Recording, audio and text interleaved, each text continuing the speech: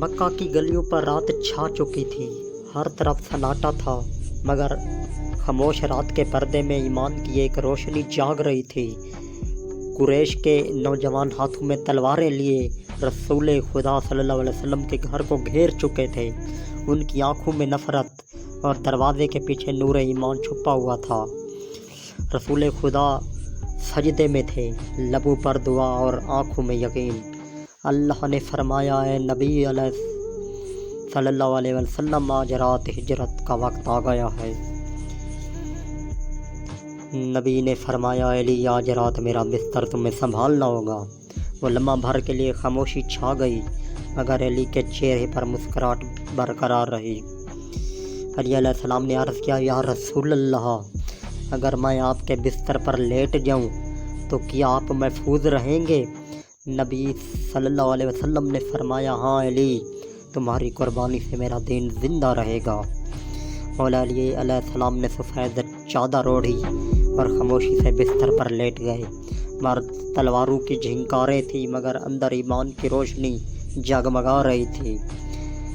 دشمنوں کے ہاتھوں میں تلواریں تھیں، نگاہوں میں انتقام۔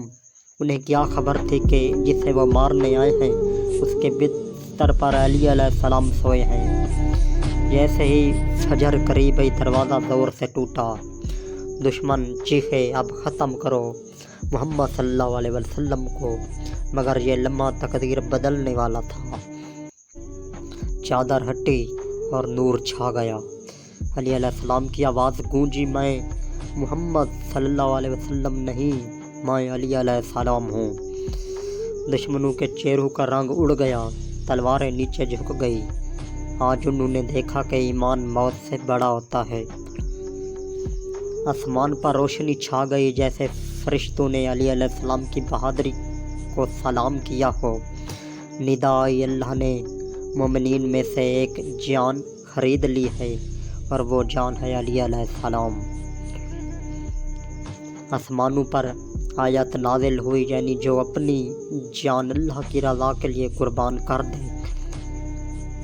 یہ تھی وہ رات جب ایمان موت پر غالب آ گیا، اور تاریخ نے لکھا، یہ ہے علی علیہ السلام، ایمان کا سلطان۔